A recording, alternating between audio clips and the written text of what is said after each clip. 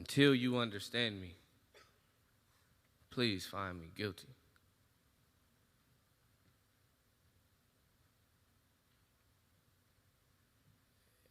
It has an aftertaste of slavery. A flavor like acid that seeps deep into the system of your kingdom, obliterating your royalty, destroying your sense of taste. No longer can experience the sweetness of life, speak love, or savor truth. Well, damn. It feels like lynched dreams, huh? Like a black boy 6 years old growing cold from watching everything he wanted to be. Death beaten, tied up, burned, stretched, hanging from a tree. We still dangling from the noose that strangled our masculinity. Now branded for life, hands no chances, just leave you, rocking and rocking, back and forth to the notes that the wind blows, or a bunch of kings now pinned on death row just aging, rotten and rotten, get the max with no parole, weighing heavy on that thin rope. We was born a slave to hope, a black man assassinated. Whoa, ho, yo, that's the story of my life, yo. Silence, no, because the silence has a sharp edge that'll make your ears bleed if you listen. Shh, quiet, shut up. Now tell me you can hear it. It's the sound of a raising fire igniting my spirit, or the rumbling of concrete walls that's vibrant with thick echoes of torment from a soul that's heavy with civil war, moaning the rhythms of agony so musically, how beautifully, my heart can beat the baseline patterns of 100-round drums, chevrons, chemicals, purple weed, and gunpowder fills my lungs so I breathe a slow death. Yes, give you nightmares of a black man banging at your conscience, afraid I detonate on your doorstep. Well, my thoughts have the effects of a nuclear bomb, so stand clear when I brainstorm. Yeah, call me that nigga they fear most. The ghost of Nat Turner, tongue like Malcolm X, I burn you. Could learn you about the game that the white man been playing. No longer keep quiet. Change my diet from a plate full of self-hate to now feast and digest on black pride. I chew on revolution and spit out solutions. What? But it's hard to, what? But it's hard to, why? Because where I'm from, bullets fly from black hands to be lodged in the head of a black man's, and damn, we losing. I'm constantly cruising up Schitt's Creek, lift my head from the trenches. I walk through the battlefields of Richmond with each step I'm inching closer to 6 feet. Incarcerated in poverty, handcuffed in the struggle. I gotta make it out, so my best plan is to hustle. I gotta hustle, grinding knuckles in the jaws of suckers, no pity, trying to stack my plate up high. Who else gonna feed me, huh? For far too long, they've been confusing my insane starvation for greedy, but I'm not greedy, no. I'm not greedy, I'm just empty, There's a split in my side, right? And in the eyes of many, I'm like a penny with a hole in it. Right here, right now, I am a body made of concrete walls whose insides is violent with 2 souls in it. There's a fight for control, and I don't know who I'm supposed to be, see? It's like I try to do right, but my rights veer left, and what's left is controlling me. Like the doors of success only opens for a black man is when he got the keys of that raw. It don't matter what side of the gun you own, whether the victim or the trigger, you still a nigga in the eyes of the law. We can back that. You be them sometimes, I feel most like Emmett Till. What? Like, boy, keep your eyes off them whites, no whistling, keep tight, think twice, and you might not get killed. You see, they fear. No, they fear. No, they envious of the physics of this big black buck, and they strongly believe that blonde hair, blue eyes is what all black guys want. Like, hunt and pray. While they hunt, we pray, and we the prey since the birth of this nation. It be like, sometimes I can't tell if I'm the target or assailant in this black male assassination, Or maybe I'm both. Shit, maybe I'm just crazy than most, I'm the smoke that twirls from the barrel of a 4-5 to add to Richmond's homicides, right? No, I'm the spear, no, the arrow that shoots through history to advance the centuries of my people's miseries. Whoa, I'm the dream of Dr. King. No, I'm the flame under the pot, the powder cooking, the rock that's chopped and served on the block to the fiends. I'm too dope. Whoa, hold up. Well, you tell me who I'm supposed to be. You tell me how I'm supposed to behave, because see, it's hard for me to manage me. I'm split. I feel like half kingdom, half slave, half some pride, no, half shame, half freedom, half chains. I'm part alive and half grave, so I battle with life and death every day in my prison. Whoa. My prison is good. My prison like, boy, I wish you would. My prison like, I'm just saying. My prison is like being a black man. No, it's more like having a conscience, serving a life sentence, or being numb because of the frigidness the ice brings to your soul. It looks like shiny and gold trimmings on royalty purple like Marcus Garvey bowl. No, it sounds like trumpets booming through the heavens when I speak. Bang, it tastes like melted mountains of chocolate. Piles of black bodies torched by racism's flames. Dang. Can't you see? Can't you see how bad I want to leave this place? Can't you see that it's too normal for black kids to grow up unsafe, feeling the warmth of blood fall like raindrops after hurricanes and bullets? Don't you know? Don't you know it's nowhere I can go and lay low because of the color of my skin? I can't blend in. I'm forever on radar. Damn, life's too hard. Life's too hard. I just want to go far, but I can't leave. No, can't leave. No, but it's killing me slow. Like, don't you know? Don't you know that I'm tired of contradiction keeping me prison and being looked down upon by all black women whose faith is expired? They're sick and tired of my existence. I feel cemented and I'm breaking. My conscience is cracking and flaky. My life is shaky foundation and underneath the pavement. And my heart is not love, but the yearning of freedom. And until you try to understand me, I will forever be found guilty. And I'm planning for my escape. Damn, I can't wait to leave this place. And I hope it's due to the strength of a rope or the aftertaste of a bullet. Come on, y'all, pull it, kill me, end me. But you can't though, what? But you can't though, why? Because where you from, black? To suffer and struggle only makes you tougher. Regal is DNA and kingdom is state of mind, and you will soon fly one day. But until then, what? You have to be caged with confusion. Why me? And allow your spirit to travel the middle passage another time to the other side. You will make it out alive if God wills his soul. He'll make a warrior out of you. Yes, he will. Fight for truth. I will. And until the angels carry you home, remember. What? Remember, in the presence of solitude, God is with you. And you are never alone. Shit, it beat them sometimes. Y'all know it beat them sometimes.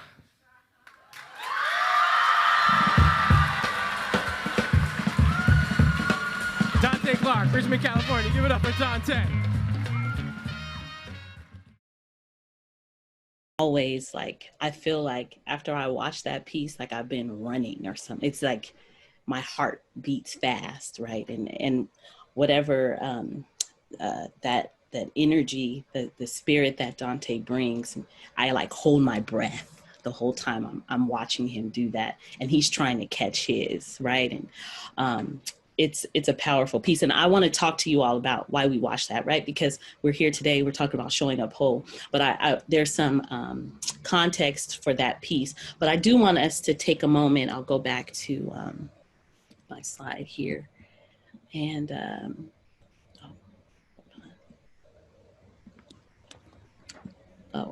let me get this right. Let's see.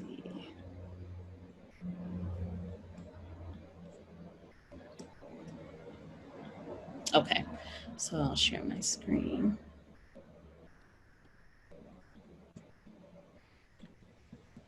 So I would like for us to use breakouts, and so we'll build just a little community with one another. As you notice, I didn't do intros or anything like that.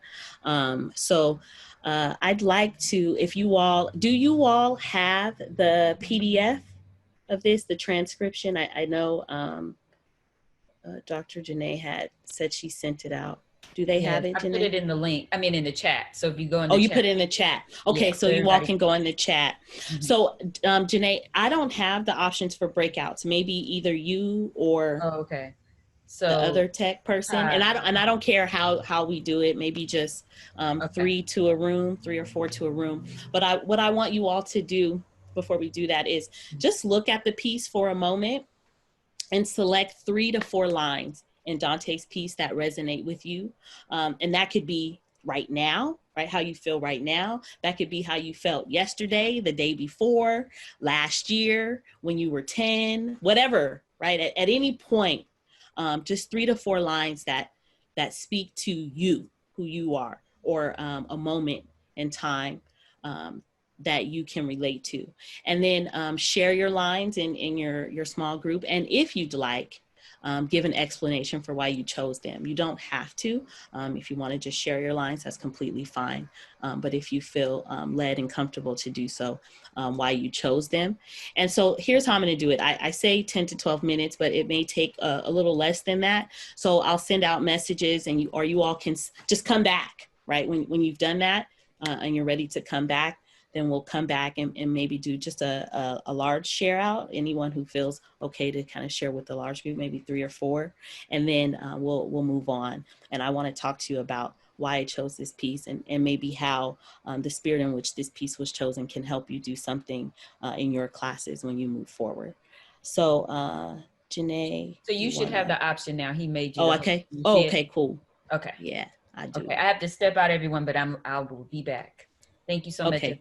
Okay. Don't worry, I'm here to support Todd. It says okay. But that's me. Okay. Okay, cool. So let's do this.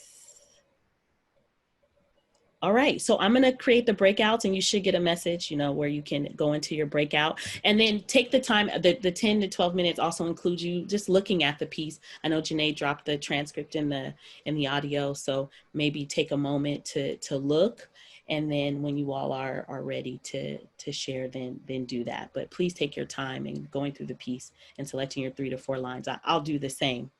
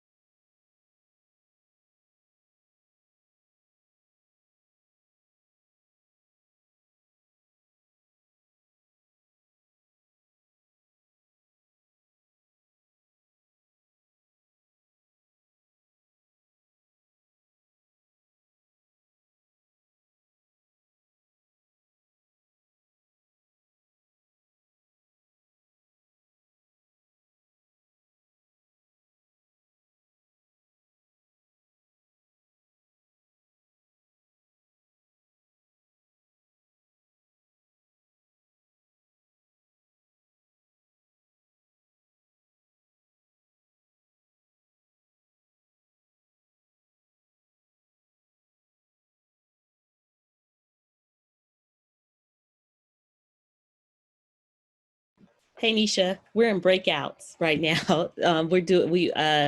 We watched a little piece, and so now we are just sharing lines. You want me to put you in a breakout, or you want to stay right here till we all come back to the small group? What'd you say? Hold on, I can't.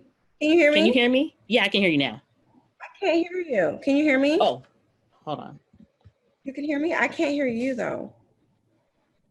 Yeah, I can hear you. I wonder if anybody, who else? Can you hear me?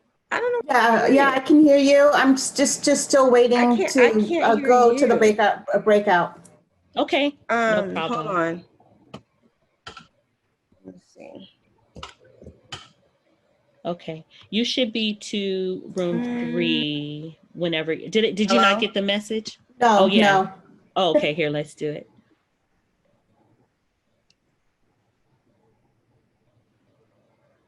Sorry about that. No worries. Did it come up? Nope, still waiting.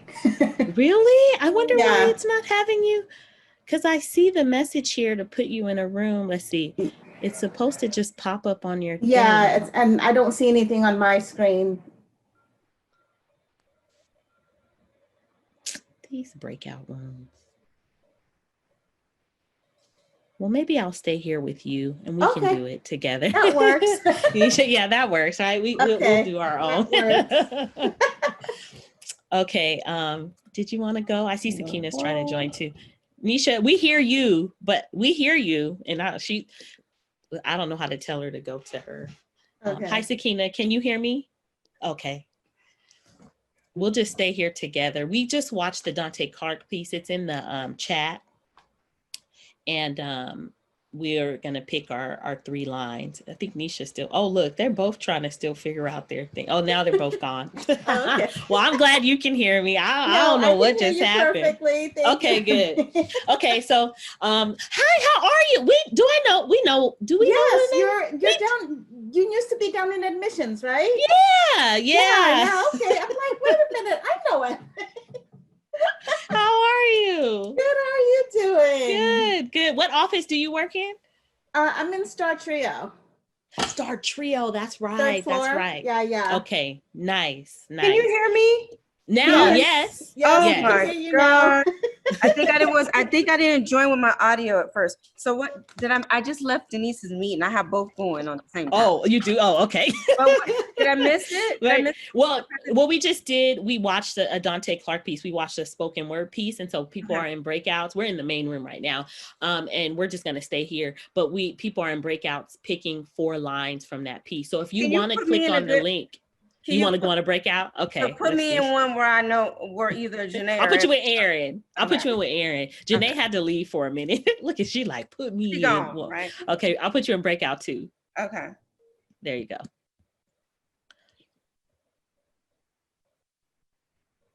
Okay. Did you get, okay, there she goes. And so I'll send a chat to everyone. Yeah, for some reason I'm not getting the breakout. I know, I wonder what is that is about? It me or on, I have no idea. Let's see. I'll try one more time. I'm still learning the Zoom thing. All I know is Zoom conference. I don't know all the hack behind it. I know, right? I'm still learning too. I'm still learning. I'm like, hey, at least I got the host to make somebody a host. I know how to do share screen now. all this is so new. It's it's learning as we go.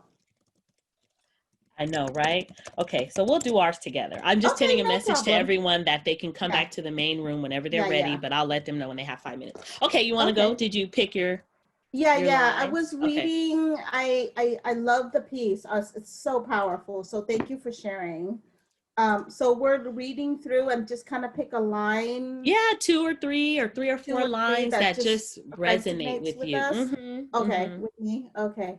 Yeah, take your time.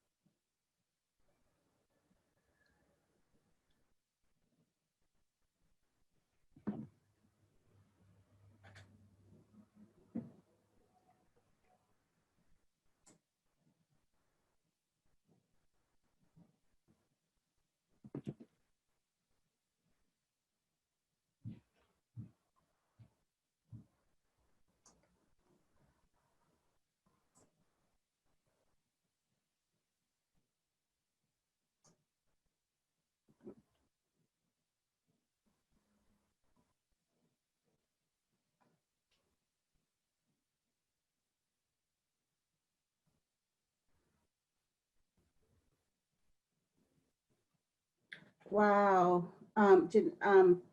For me, it would probably towards the bottom part where it would say, what do you have to be caged with confusion? Why me? Allow my spirit to travel. For me, that would be like always fighting, because no matter what you got to do in this day and age, you have to continue your fight, and you have to speak for yourself, because no one's going to do that for you. But if we remain silent, our messages are not going to get through. So Yeah. So And what was that keep line on- again? Which one? When he said what did he say? Yeah, What was Repeat it was like towards the bottom of the poem, the last couple lines, it says, Uh-huh. what do you have to be caged with confusion? Why me? Why me? And allow your spirit to travel to the middle passage. Yeah. Yeah.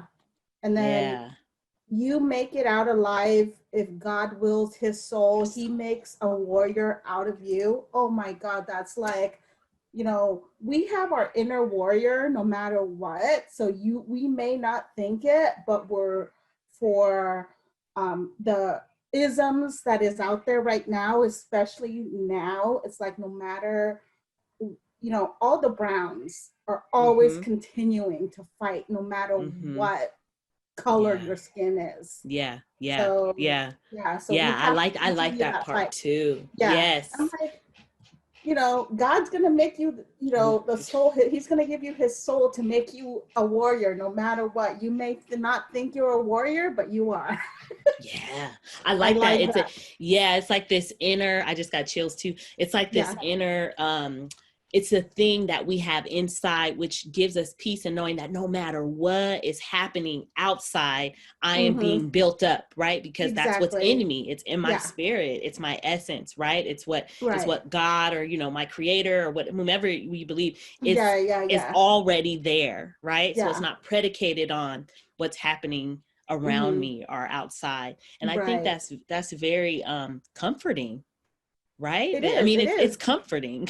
It's very comforting. And, you know, a lot of people, I don't believe in God or whatever, but you may not call it God, but it's your faith, your strength, whatever religion you believe in. But it's just having the strength within you. You know, you're going to have days where you go, oh my, you know, I mean, I feel I'm very fortunate to still have a job, because I know a lot of my a lot of my friends, they're okay, what am I gonna do? Where's my next paycheck? I got furlough. But it's like, but they're always having a smile on their face, and it's that inner strength. And it's like, how do you do it when you got furlough? Thank God you're on, you know, it took her forever to get unemployment. But then it's like, okay, then your husband gets laid off, and you know, she's like, I don't know what to do next. You know, but it's always the smile on your face. And I'm like, and then trying to, you know, teach two kids who how old? They're in elementary school. So one is 7 and the other is 11. Yeah. And then of course she has her own business. So she's, you know, she runs an insurance company. And she had to close down. Everything's remote. And then I'm like, I'm being a mom, a wife, a teacher now. You know, my boys are full of energy. We just found out that everything's remote. They're driving me nuts, but yet I have to keep my family, keep my sanity, and then keep my customers. It's a lot. Well. It is a lot. And I'm like, thank God my kids are grown. I told her, I'm like, I don't know how you do it. But it's a lot. And then she has, and then plus, like, she lost both of her parents within 3 months apart at the beginning of the year. And it wasn't even from COVID. It was just, you know, health issues and stuff like that. But I'm like, I don't know how she does it, but always talking to her, calming, and we're related by marriage. So my husband and her husband is other cousins. We may not see each other for years, but when we do see each other at like weddings or family get together. Yeah. You just have that connection with that one person that time doesn't spare, you know? Yeah. I know, man. I know this has just been a lot, you know? It is. It's been a lot. Yeah. Go ahead. How have you been? Good. Well, yeah, you know what? Good. Just working. And you know, trying to balance. I have 2 kids too. I have a 5 and an 8, right? I don't envy. I'm sorry. No, you should not. No, for real. This is not the time to be like, I want kids. No, you don't. No, all the props. I'm sorry. I mean, like, all the props to the parents with school age kids because I did not sign up for this. no, I know what it's like to, but thank God my son graduated high school 2 years ago. I am done. You're lucky. You're lucky. You beat it. You did it just in time. Yeah, but I was like, I don't know how props. Oh my God. I bow down to the parents with school age kids now. And I'm like, I don't know how you guys manage it. It's too much. It's too much, But yes, I definitely think that this is like a transition period. That's why like workshops like these are important, just to kind of bring us back and remind us, why we do what we do. Right. And to me, sometimes we need the break from the norm as well. And even when we're in person, I feel that the connection, we need that connection because we don't come out of our, I'm going to call our shell, but we don't come out of our cubicle. Right. Unless there is some kind of function. So right. Thank you for taking the lead. I'm like, oh, classified hack. Yes. Yeah. And to be honest, the classified has never done anything the week before school. It's always flex week. It's always flex week for the faculty. But this is nice. This is new, which I really love. And please, it's good because because those are learning spaces. Exactly. They're learning spaces. All of this is applicable, right? And as we continue to move forward, I think folks should be coming back soon. I gave them a little warning, but I think that we have to. We're in charge of our spaces, and we're in charge like how we show up, and what we project, the energy we have, and what we give out. Yes. People feel that. That's our energy. That's our vibe. I completely agree. It's the energy that you project, regardless if you're working virtually or in person. It's so absolutely. Welcome back. Thank you for joining me in our break room. What happened is we couldn't get her breakout room to work, so we just stayed in the main room and we shared with one another. So does anyone feel like moved or compelled to maybe just share? We can kind of share a larger group or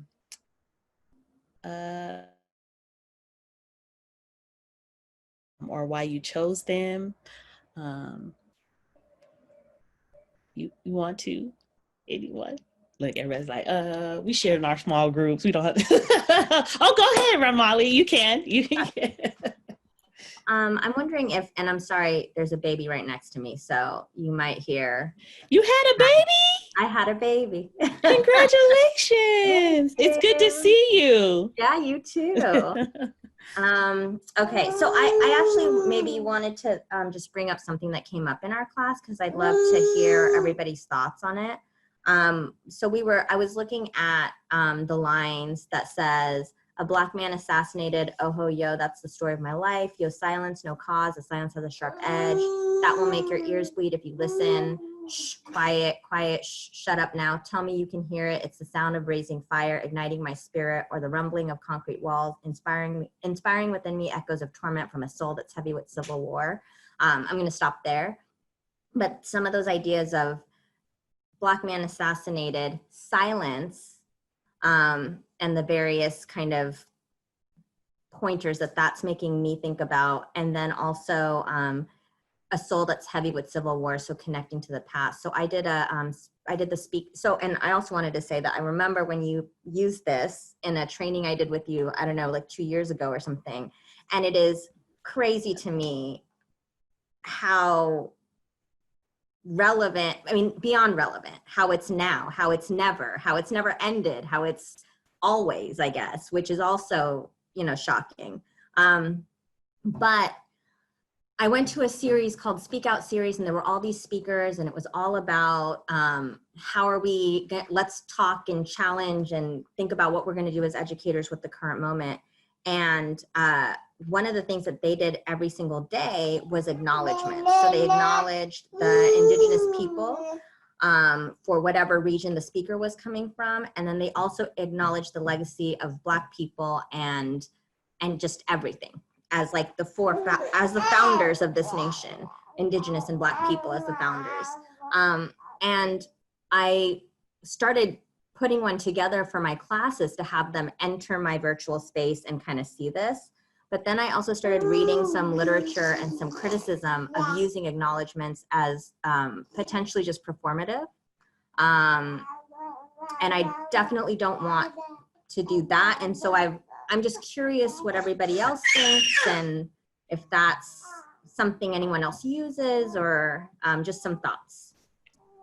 Yeah, Ramali, I think we'll talk about that. I'm hoping that, and let's revisit that as we go through, because I'm hoping that can be addressed, and we may have to specifically go back to this, but I'm thinking that we may have an answer or a resolution to that, because I agree with you. We don't want to, like, I don't know, what is it, like tokenize, or you know what I mean, like do something that feels artificial, right, or is not true to us, and that is very, very important. So I'm hoping to address that. So Ramali, those lines showed up for you because you're thinking about it resonated with you or spoke to you in a way because you're thinking about what seeing this 2 years ago and the relevance to now, and you're thinking about your class. Right, and how you'll do. Okay, nice. Anyone else? Lines? Because remember, and I want us to remember that I wanted you all to look at that and not think about Dante, but to think about yourself, right? What in those lines resonate or spoke to you? So not showing the content, for you to have something to say, right, about him or what's happening, but how it spoke to you in some way. Anyone else from your group? Thank you, Ramali. Oh, Christina, is that okay? So like the lines that stood out to me, and then I just like went to the PDF and just tried to find these because it really resonated, that I mentioned in our breakout, was the part where he was like, I'm part alive and half brain, so I battle with life and death every day. He goes on to like, my prison is like being Black, is more like having a conscience, serving a life sentence for being numb because of the frigidness is the ice brings to your soul. That part really resonated with me. I was telling my group that so I'm initially from St. Louis, and the area that I'm from is Florissant, and the school district is the Ferguson-Florissant School District, to tell you like the context of where in St. Louis. And then I moved to New York City. So I was at NYU, and that was Eric Gardner as well. So I moved, that was like in 2013. So it was right before like Mike Brown happened, and then Eric Gardner, and then we could keep going. And I just remembered being there, and despite having a number of people in my department who were doing research on like implicit bias and policing, like no one ever said anything. Like no one brought this up as just conversation in the hallway, in any of our like larger settings via just email. Like it was never discussed in my entire time there. And I have a friend who's still finishing up, and like to see that kind of, I'm like, well, now is even bigger. Like, has anyone said anything there? And he was like, no, they still haven't sent out anything. Like just the institution hasn't done anything. The department isn't really talking about it. And so I had some friends where we just kind of found ourselves here and there throughout the school. And we were talking about like getting a doctorate is already tough. And this idea from this lyric of like, I'm part alive and I'm half brain. We felt like we were really only halfway there, right? You had this whole other thing that was constantly on your mind, that you were concerned with, that you were dealing with, that you were trying to think about, that you were concerned about. And yet you were expected to just kind of continue. There was no one addressing the fact that you had this whole other weight on your mind. And so it's something that was a lived experience that I also consider in class, right? We have students who are going through so much, and different things might be affecting them in a way that it might not be affecting someone else. And so it's just to take into account that even if they're not bringing it up in class, because why should I demand of them to tell me what they're dealing with, right? But the fact that it's still there, and it means like they can't give full attention, and that is not just like what their work is not just a reflection of their capabilities at the moment. They might be half brain, as that line says, or something like that, distracted, something else that's constantly kind of pulling you away as you try to just navigate life, if you will. So that part really resonated with me.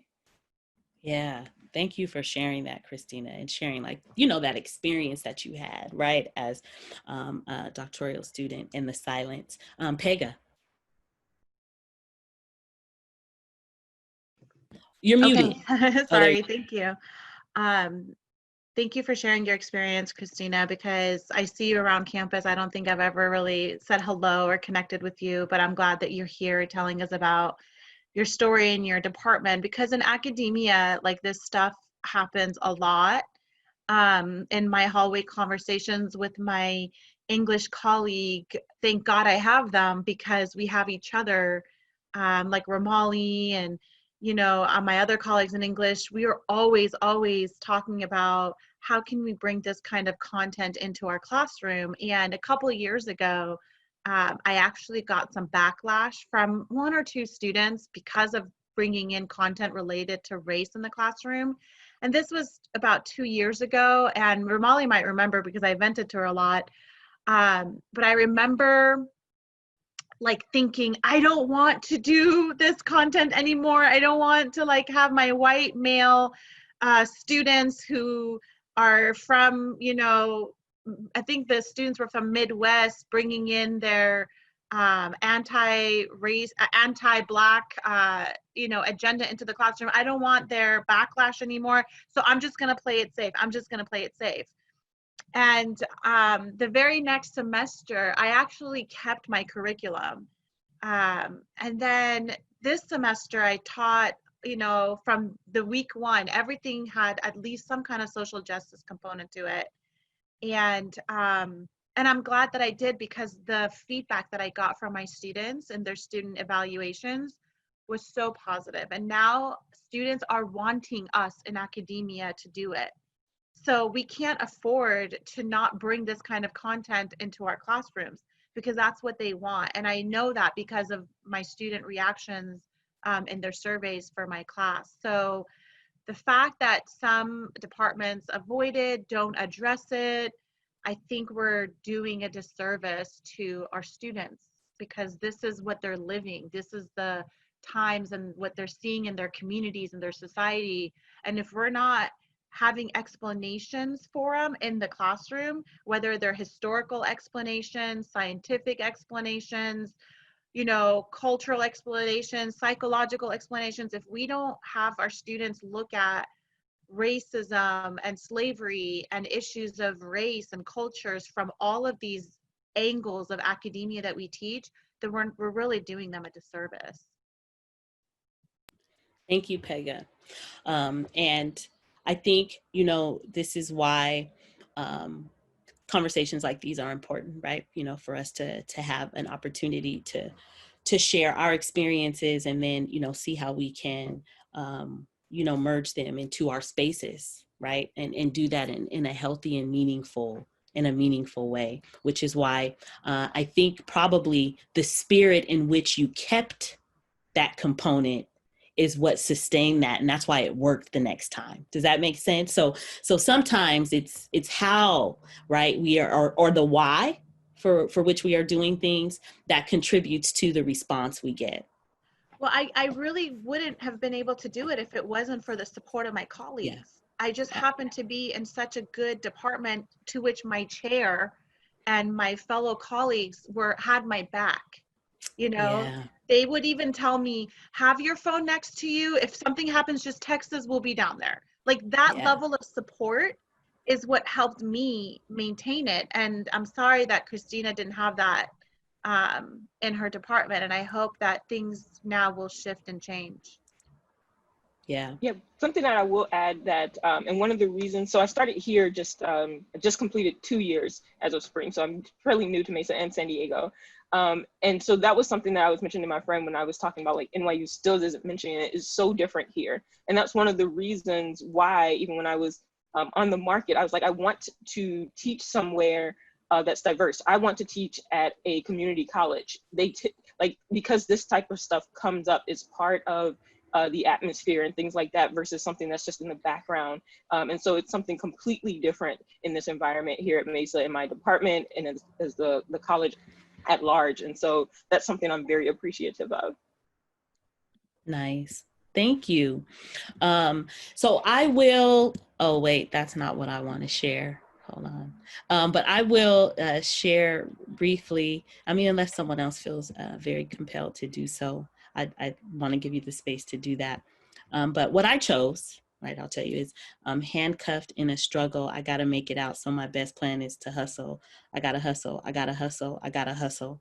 And that resonates with me because I feel like that's all, like I'm all, that's what I'm doing, right? I'm moving. It's always, and this is, I think, you know, my quest for like liberation, right? Liberatory, like just living. And it always seems like it's quick and fast and it's a race. And so when he says that, when he's like, I gotta hustle, like when he's doing that, to me, that just speaks to my life and the space that I feel like I've been in for several years. And so here's what I want to get to about why I chose that for this, right? Why I chose that for this. And it's really stemmed into, this is, to me, you know, this could be the mind of someone who I'm teaching, right? I look at that, or someone who comes into my space, right? If you're student services as well, right? And it's raw, and it's real, and it resonates with the human experience, right? And it does something for me when I watch it every time I've shown this. So Ramali knows 2 years ago I did this and I show this. Every time I show it, there's a different part that resonates for me. I still feel like I want to watch it, like I've never watched it ever before. It feels new and fresh each time. And so it is important, I believe, when we're choosing content to bring into our spaces for teaching, that we like it, that it does something for us, that it moves you in some way. Even if it's just the day one, even if it's one element of what you teach that you actually, or that, you know, are one part of what you bring in your space, that you introduce with that you start there. Because that's where, you know, your spirit and your energy is in something like that. And so that's why I choose it, right? I choose this piece for anything I'm doing, whether it's a class or a workshop, because it moves me and I like it. And I understand how important it is if I am going to be, you know, introducing something, I should like it. And it should be merged with my spirit. And so that's why I say I'm not even a really big fan of reading lists or like, you know, this is what you should do, because what speaks to each of us is very different. And we should want to tap into what we like about what we're bringing into a space. So I'm going to try to bring back up my PowerPoint. Let's see here.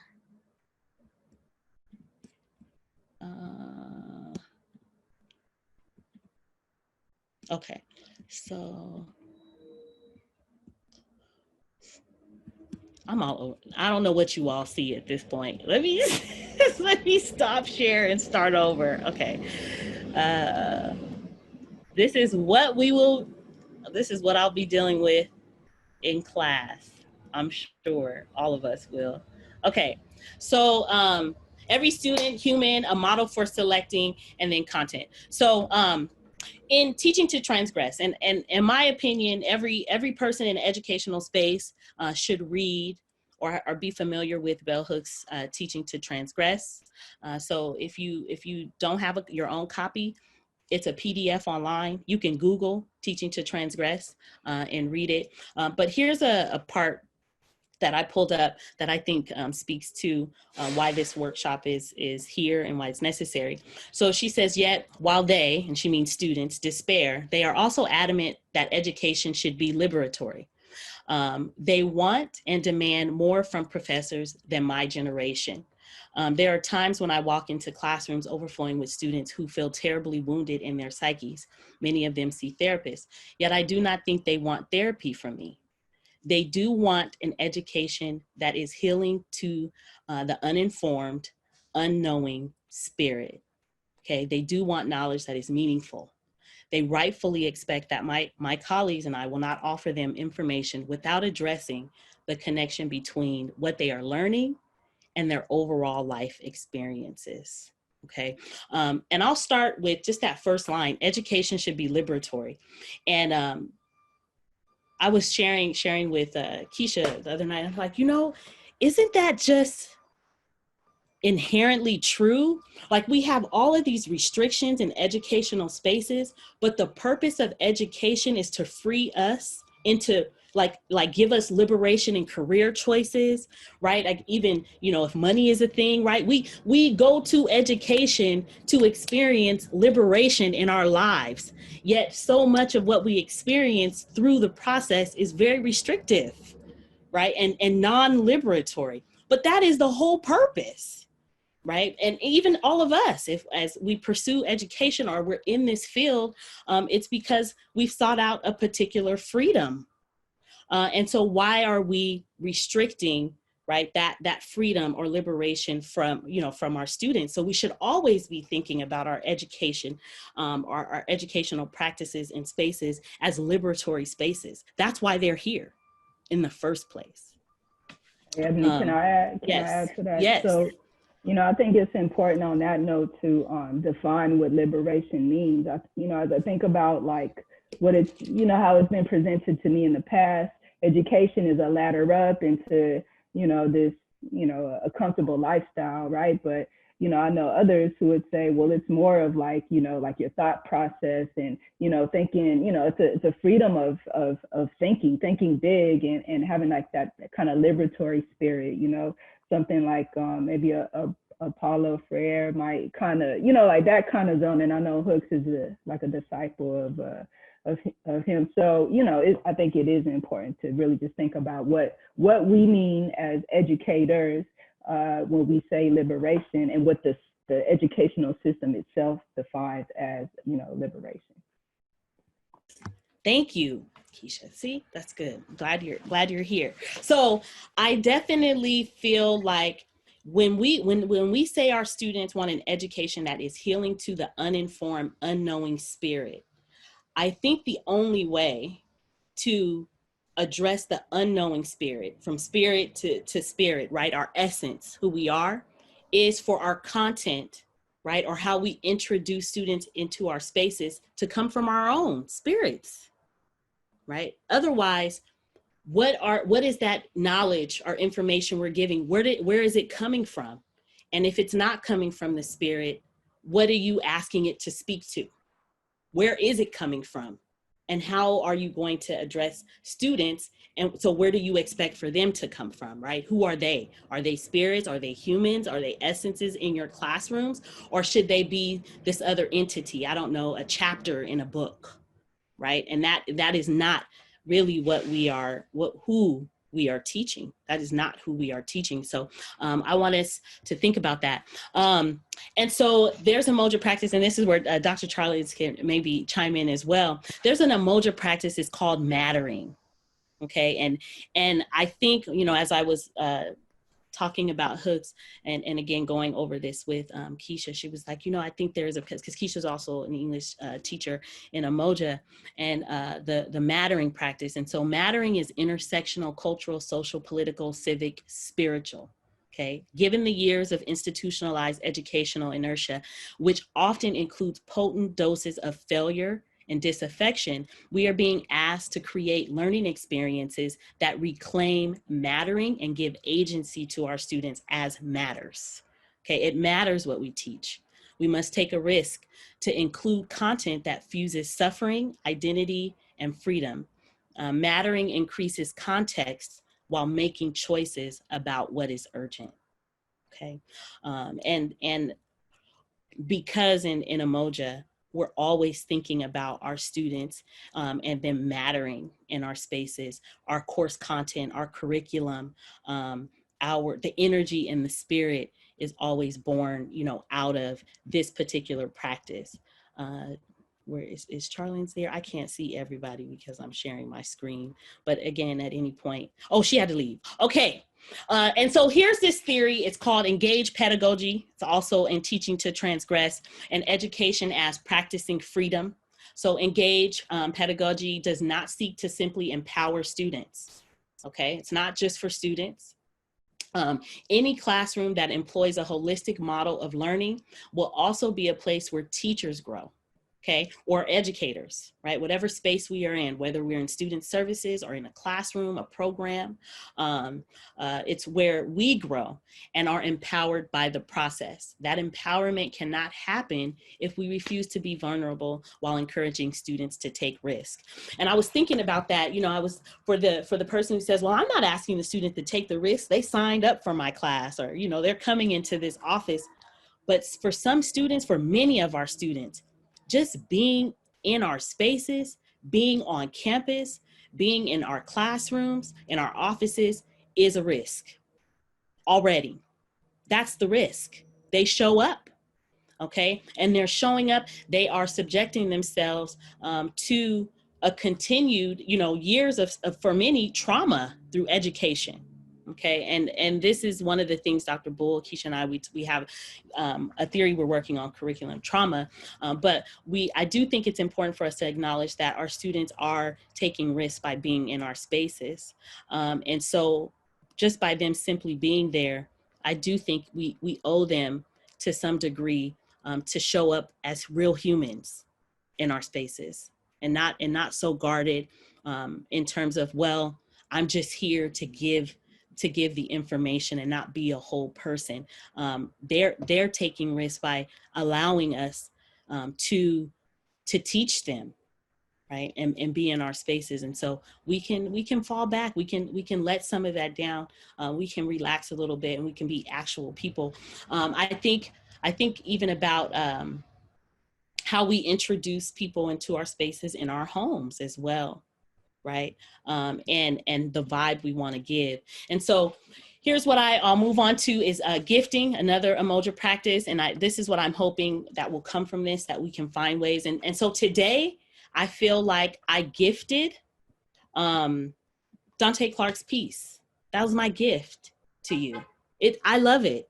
And it truly is, it was a gift for me. It's something I appreciate every time I see it, every time I hear it. When I look at the content and the words, it lifts me, right? There's a lot of pain and sorrow, but there's a lot of hope, okay, and tenacity. And so that's my gift to you. That's how I wanted to introduce you into my space and to my world and how I move and how I vibe.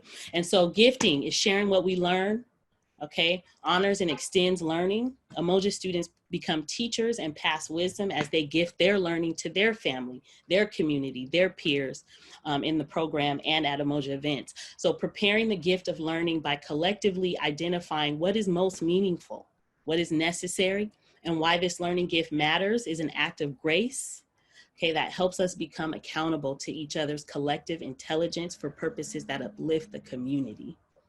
Right? And I see us now as a community, right? When we see one another, if we pass through, right? I see a Scott on here and a Candace and Ramai. When we have a community now because we've shared a gift together. And so Umoja practitioners or teachers or folks in education believe that knowledge and practice are communal and meant to be freely gifted. When we give a learning gift, we become conscious and thoughtful about belonging to each other's achievement, and our students become 1,000 wide and 10,000 deep, right? And that is the hope for us today. So I want you to think about, right, in this moment, what would you gift your students from your subject area or what you teach, or even in your space if you're in a program or student services. When a student comes into your space or students enter your classrooms, based on what I've modeled here today and my gift to you, what would you gift your students?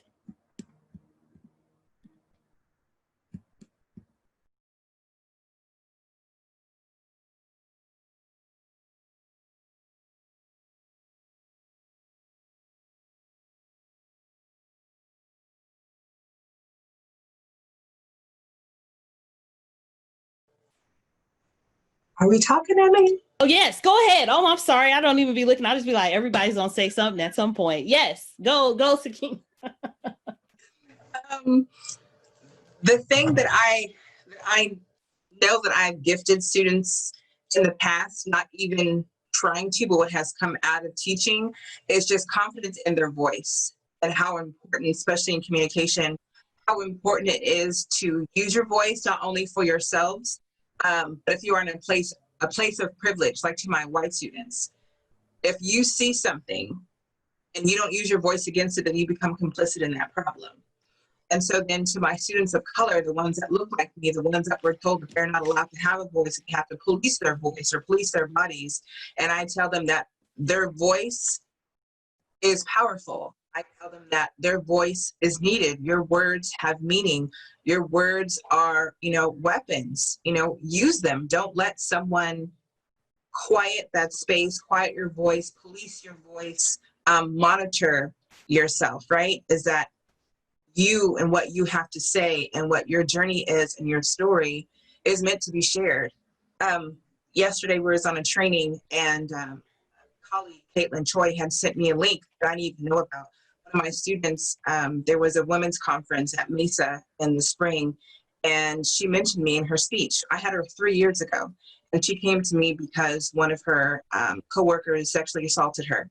And she mentioned me and said that a professor 3 years ago told me that my voice mattered and to stand up for myself, and which I never did. And I didn't know that I gifted her, but it came unintentionally, but I'm glad it's the gift I gave to her.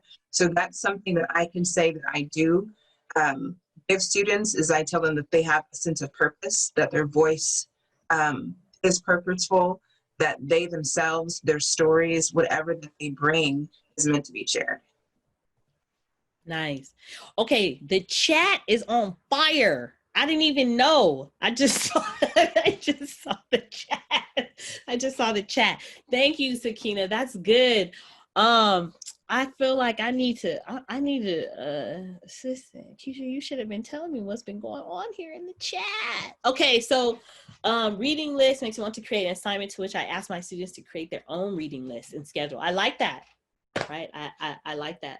Pega, that's something I've been moving towards too. I haven't fully gotten there. I use Reclaiming Our Stories, and it's a collection of narratives, and I've at least gotten to the point where I'm letting students choose the narratives that they want to read.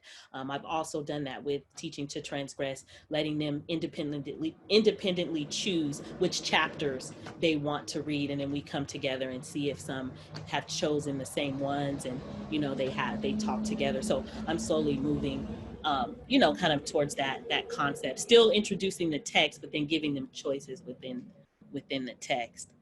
I also want to, I want to look at the chat, but I also want to put out there too, what would you gift your colleagues? Because I know we have some folks on here who are also, who work with students. We all have students come in our spaces, and so all of our spaces are learning spaces.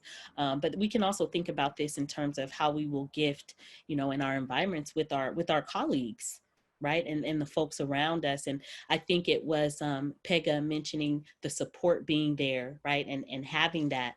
So how can we gift, right? And I know we, for those who are in departments where maybe it's a bit more of a struggle, we tend to be like, well, I'm just going, I'll just keep my distance, or, that's not my lane, or, whatever. But maybe we can begin to think of this as, what, how can I gift the spirit that I have in some way, because that's going to be fulfilling for me, right? Regardless to how it's received, I'm still gifting, right? I'm still gifting that in a lot of ways to colleagues, respect and recognition that they deserve. And so I'm hearing that, like, compassion, care, generally express that care. And I want you to think about today in this moment, how, what tangibles, right? Because if we keep it just in the universe as, oh, I will do, right? I'll display, then sometimes it's difficult, right? And when moments come up, it's quick to throw out a compassion or a grace, especially for a student who's combative, right? Who comes in maybe already a little upset, right? Or traumatized, right? What are some of the tangibles? What can you do directly to display that? What does it do? Okay, Scott said, I use a short video in pursuit of silence. The prompts are unsilencing and the silence says it's here. Thank you. Thank you, Scott, for sharing that. Pega also shared, I want to give them the gift of curriculum that reflects their lives, identities, okay, that reflects what they are feeling in their hearts, mind, and soul, a curriculum that will be with them for the long run and not just the semester. Gift to colleagues, assignments, reading, sharing curriculum, and always having their back when they struggle with the political stuff that goes on our campuses. Nice, right? And that's communal, that's campus-wide. I think we should do that. Gift by knowing, I like this, Dwayne, gift by knowing my students by their first name. So when I see them on campus, I call them by name. That is always my goal. And they know, and I'm open, I'm vulnerable with my students because I'm bad at it, for real. I'm really bad at it, Dwayne. I hope, are you good at it? Because I like that. That's always a goal for me. And I always mess up that. And they're like, Tyree, that's not my name. Well, it's become more of a struggle for me because my eyes have gotten a little poorer. So people are a little out of focus. But I think knowing people by their first name shows a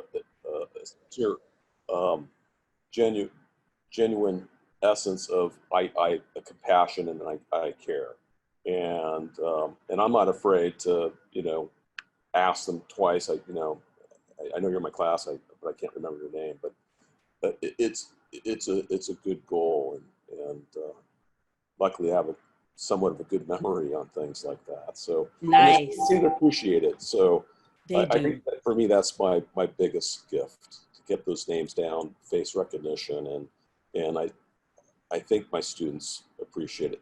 The thing that's changed over the years is that they don't call me Dr. Gergens. Everybody calls nowadays people just professor. Yeah. And I'm tempted to come back and say, hey, student, but I continue to address them by the first name on campus, and also in emails.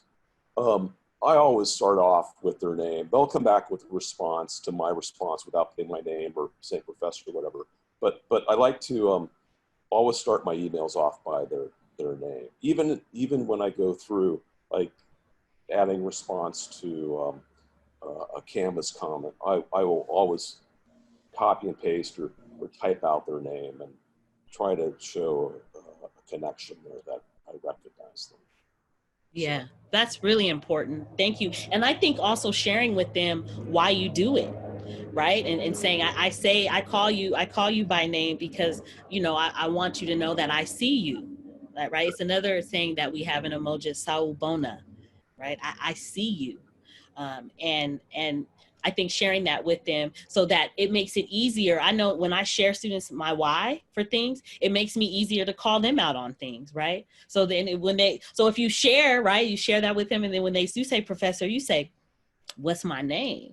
Right? Because that's our thing. And they're like, oh, okay, yeah, what, I respect that because I know that. I know that about, Dr. Gerges. He likes calling folks by names. You got, call him by his name. So I think that's a part of that vulnerability and being open with sharing students. Sometimes we have like secret codes. I mean, I know I used to do it with like, well, I this is something I believe and I want my students to, follow by this code, but I haven't really explained it. I haven't given a why, right? It's just something I have that I feel like they should know. Read my mind.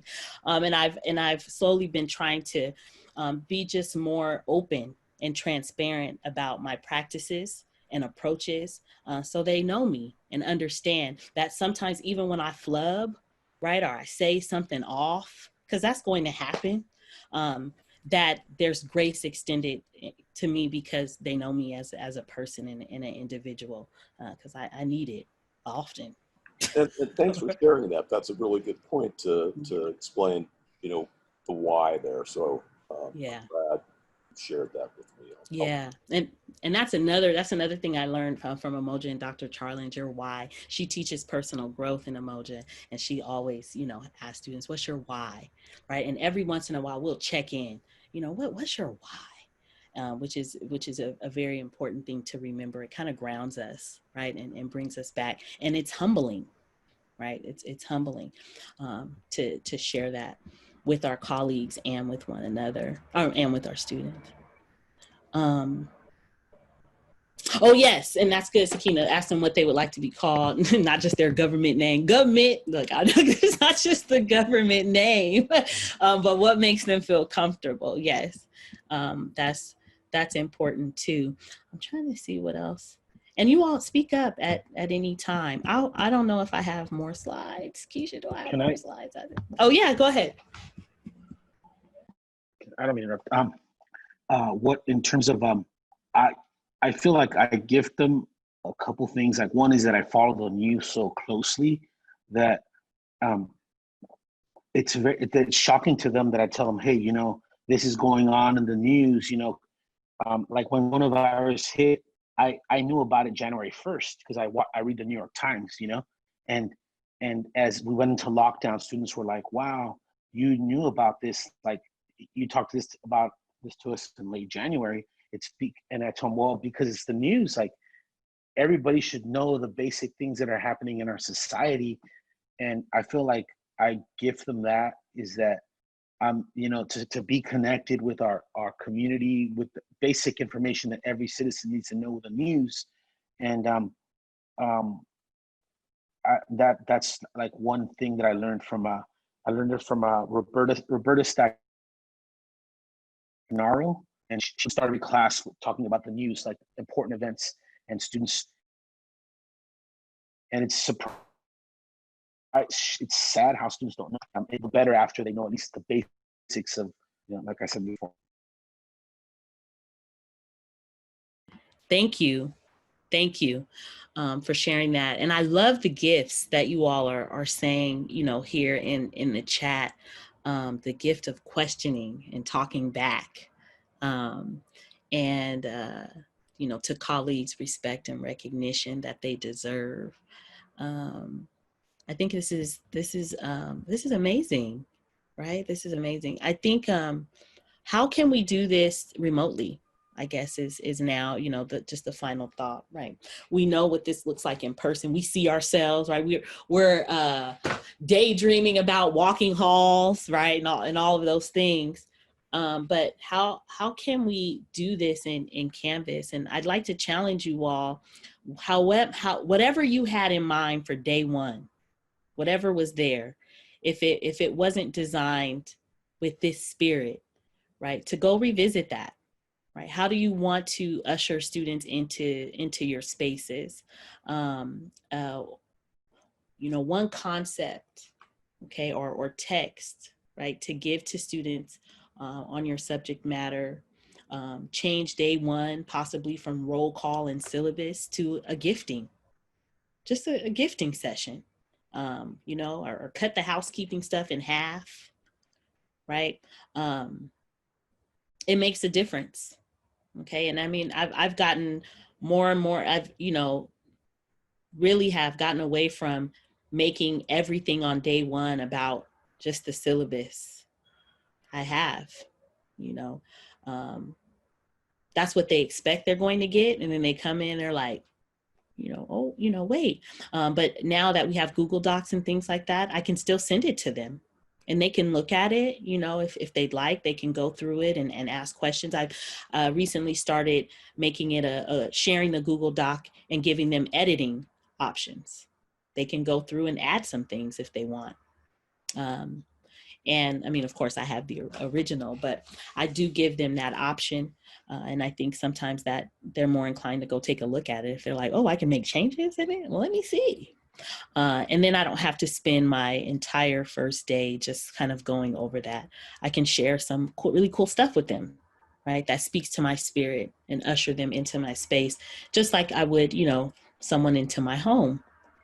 And we all have different ways of doing that, right? I have some friends who are like, come in, kick back, put your feet up, do whatever, right? And some folks are like, don't go in my refrigerator unless, you know, I ask you to. But they are all equally, you know, as welcoming, like the spirit in which they're ushering me into their space, I know it's with a spirit of love and respect.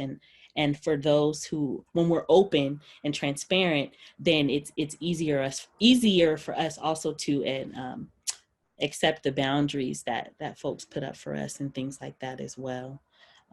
So I have a think about thought it. on that. Yes. I have a thought on Yes. that. So, on my campus is a question of like, how can we cultivate a culture of like compassion, and as I, think about how like I'm gonna enter that conversation, I've been thinking about just being real about the impacts of just COVID, sheltering in place, the pandemic of anti-Black racism, and just being, 100 about it, you know what I mean? Acknowledging those effects, on learning, on educating, and building community into the classroom. I don't think that's a very like tangible, thing. I don't know how that's gonna actually like play itself out, but I know that like the sentiment is there, it's been verbalized and it will be verbalized, but just being transparent, about the effect that, these two pandemics are having on me as a person and on my vocation.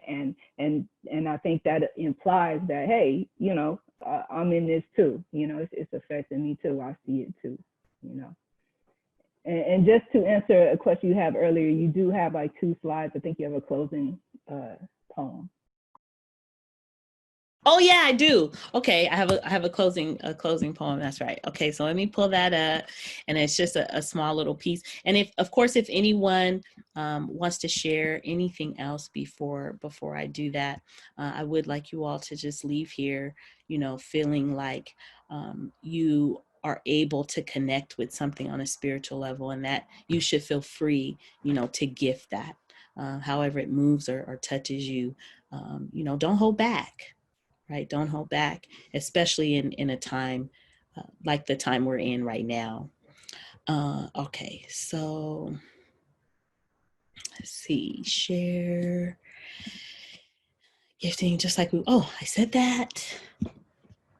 So I'll end with this. It's a final piece from that one, a new one for me that I've discovered, and I'll just play the first 3 minutes of it. It's a piece where he directly addresses education, school, and in the classroom. Oh wait, but I don't know about sound and all that. Janae, are you there? You all tell me if you can hear this. Okay. Can you tell me if you can hear it? Okay, hold on.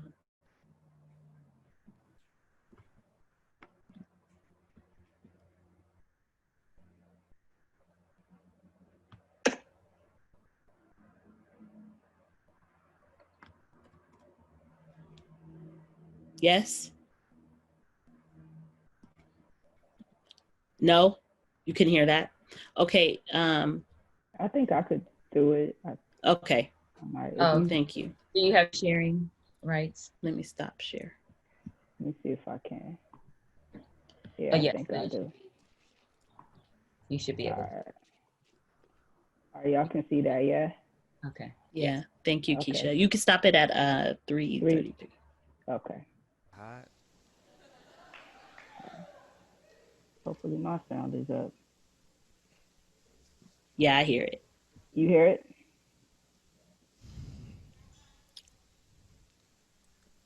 As morning dew glaze across cracked bottles and torn plastic and uncultivated soil, and a crammed space rumbles in appetite deep inside Section 8 housing beneath a rusted ceiling where iron tears and a quivering pit bellows off the cliff notes to God. Here lies a brown boy who awakes to a moldy frost setting into his bones. The 3rd morning this week he struggled to climb out from his weeping puddle, searched through rubble for water ground to plant his weary feet, pieces of watching his best friend head explode in front of him. The thought, the sight was mind-blowing to say the least, don't you think? With scrawny shoulders and sinking faith, this brown boy carries 17 caskets and unfinished homework on his back as he drags himself through a thick cloud of purple smoke to stagger down a condemned pathway to the end of your classroom, cuffed in a black hooded sweatshirt made obituary. There in the corner is where he folds, crumble at each tick of that clock, knowing that in here or out there on that block he is a waste. And the living usually forgets about the dead. And that's why these teachers don't see us. If metallic lock and slave ships is the only things planned in your lessons, then how can you free us, huh? How can you reach us with a firm grip if your hands are full from holding on to Eurocentric lectures? Treat us absent when you don't feel connected to our presence. Can't call on raised hands of ghosts, so we float. Hallway glide to dunt at locker room gatherings for a post. We host school grounds as purgatory. Pretend that diploma will exempt us from a white man's gun. Street sweep this poverty and teach us back our native tongue, like really though. Like really know the people you're supposed to be serving. Or is it that you do know and you are afraid of our awakening? Well, either way, I am that brown boy. Each day, someone like me enters your classroom. Outside of school hours is a prison cell and an early grave being carved and dug to stack profit when brown bodies decay. I don't need your sympathy, because your sorries is not gonna save me. Chest tighten, I feel a shortage in my breath. Stressing I'm fighting time just to blink away from death. Pressures I'm writing rhymes till it lead us to a check or resort to a life of crime. Cause y'all view me as a threat. Oh Lord, let me guess. There's a lesson in the struggle. Muscle my train of thought, cause the failure mind is soft. Knees bent, clenched fists, submit to this righteous talk. Keep seeking not to be lost, but I'm feeling them shots go off. Oh Lord, is it worth it? Is it worth it? How could I value life when I feel there is no purpose? I'm feeling like a clown, just a puppet in the circus. Wanna let my feelings out, but I'm afraid for them to surface. Can I vent? Can I vent? All of my money spent. Gotta eat, where to sleep, gas, car note in the rent. Not a coin, not a cent from a stack of presidents who patch a field this hole in my heart from resent that I have toward them others that snatched away my brothers. Got them smacked before that, I ain't get to tell them I love them. All of these RIPs, free my G's from this government. Slice me a piece of mind, I'll be fine. Hearing nothing, let me free, let me free. Let the past stay behind. I feel the cripples of the ghetto all depending on my spine. For the wretches of the earth looking forward to my climb. But my dreams all depends on the trigger of his knife. It's probably not hard living. Thanks, Keisha. And I really just like the part where he kind of goes into a cadence and sings. So I let it go through that point. But I do think what he ends with, just in terms of, wanting to feel liberated, and free. And so I think when we enter our spaces free, sometimes we're chained to a curriculum or a textbook or a chapter, or going in order, right?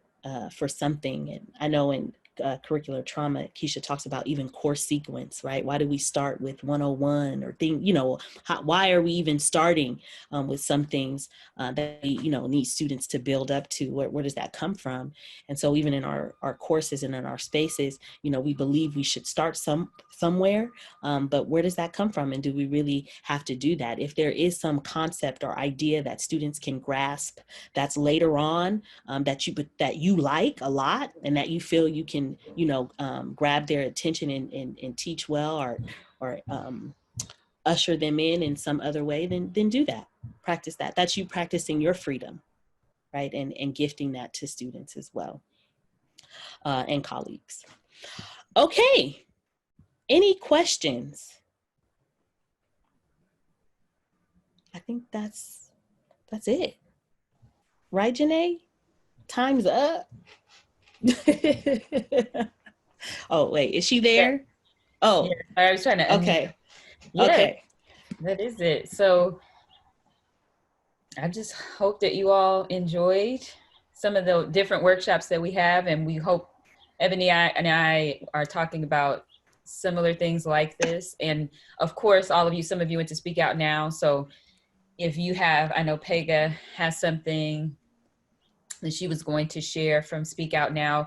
And even if it's not just Speak Out Now, it could just be your practice around equity, social justice, and healing. A lot of the things that I think scholars like Bell Hooks, Freire, Dr. Laura Rendon, that they talk about coming and seeing your students as whole, self-actualization, spirit, mind, and soul, and body, all those things that you find that you put into practice that support your students and you believe are the things that are sometimes missing. Sakina has her hand raised. You want to say something? Go ahead. I don't want to talk. Go ahead.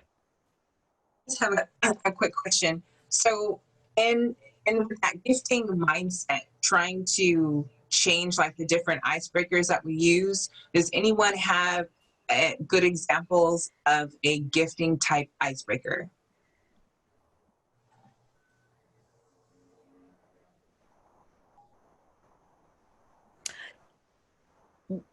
Well, the one that I use for, because I teach English, is I will have different sayings up around. I'll use the poster. Well, I can't do that now on Canvas. I mean, I guess I could figure it out in a breakout room, right? There's some way like that. That's the whole thing. We have to figure out how to do this on remotely. But I'll have different sayings like, I love English and I love to write. It's my favorite subject. Or, I get writer's block often. Or I don't think I'm a good writer, or, just different sayings, and I'll put them around and I'll say, okay, please walk to, the comment that, best fits your feeling, how you feel about taking an English course. And, they go around and then they talk like, oh yeah, you love English too. Oh, you don't like it either. Right. It's kind of, they get to bond and build community with folks who are like-minded. And then I even do it with concepts and ideas that say, oh, I'm really good at doing research, or I'm really good at, putting paragraphs together, right? These different things. And then they'll go to what fits them. And then I'll say, okay, look around. Now you see what everyone else is good at, and you can help one another do that. So those have always been good for me. There's some other folks. Just go ahead and chime in. I see two hands raised. I'm going to try to use Padlet this semester to do something similar. So earlier I had talked about acknowledgements, but then felt I had questions about whether or not I wanted to do it. And so I was thinking about through Padlet, maybe just posting like my ideas of classroom guidelines that kind of are acknowledgements masqueraded as guidelines, but then also having them add to. So either commenting on what I've already put up or adding to it to create so that we as a collective are creating that guideline space and policy space before we even kind of enter the classroom, and it'll let them get to know each other. And then I also, if you feel brave enough, I also do a Ask Me Anything where they can ask me anything.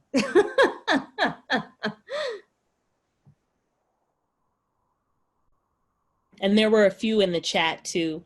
Scott says he uses asking them about what you learned for being on Earth, right? This lifetime. I really like the Ask Me Anything. Janae, what did you just drop? There's something in the. Sorry, it's just a survey. So if they rate the session, but then if they have ideas about something they would be interested in sharing or doing, please add that into also. Okay. Can we save chats? No. Yeah. So as a host, you and I could get a copy of it. Oh yes. Can you do that? I want to keep this chat. Okay. I'll send it to you. I'll send you. Okay. Thank you, Janae. Okay. I do hope that a lot of this translates to Canvas. And like I said, my challenge to you is whatever you had in mind for day one. I think I heard Ramali, say, okay, I think I'll move from that to this now. And that's the challenge that I have to all of you, think about day one, right? And what you will gift in your spaces to your students. Okay. Okay, Sakina. Oh, yeah. I was gonna say, if anybody else wanted to save the chat, even if you're not hosting, you can actually save it too. If you hit the ellipsis button, it gives you the option to save it in case you want to keep the links and things that have been coming through. Thank you, Christina. Nice. Oh, what'd you say, Janae? I didn't say. Did you say something? Oh no, I might have typed something. Oh, okay. Anyone else? Thank you so much. I see folks in the chat and everyone on here for participating. Christina, Scott, Candace, Ramali, Pega, Sakina, Tamina. Is that how I say it? Tamina, Jay, Dwayne, and Trina. Trina and I, you all, just for context. Now we're just, I know if you gotta go, you have to go. But I used to work at Mesa. I worked at Mesa in admissions for 10 years. before I was teaching. And so some of you all, and Ramali, I think after I was on Ramali's hiring committee, when she got hired at Mesa. And Trina, that's my dog. Like Trina, she's English too. She writes books and stuff. Trina, doctor, right? Trina? She's like Ebony. I love you, Ebony. Thank you so much today. Thank you. Yes. Hi, Trina. Yes, that's Trina. We go way back in the student services world. So it brings me great joy to see her on here, and just in reflecting on my life. Look, I'm gonna get all emotional, but just this journey, right, that I've had and where I am. So I'm grateful.